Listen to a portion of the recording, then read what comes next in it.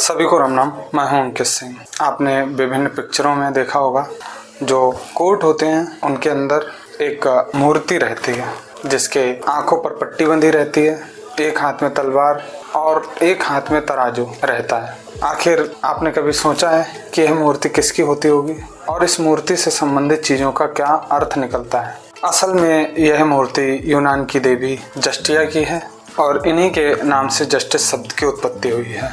आंखों पर बंधी पट्टी यह दिखाती है कि न्याय हमेशा निष्पक्ष होना चाहिए और वहीं एक हाथ में तलवार यह दर्शाती है कि न्याय प्रत्येक व्यक्ति को सजा देने के लिए सक्षम है और एक हाथ में तराजू समानता का प्रतीक है। 17वीं शताब्दी में एक अंग्रेज अफसर इस मूर्ति को पहली बार भारत में लाया था, जिसके बाद से इस मूर्ति की स्थापना न्यायालयों में की गई थी। अब जिसके बाद इस मूर्ति में कुछ फेरबदल किए गए हैं।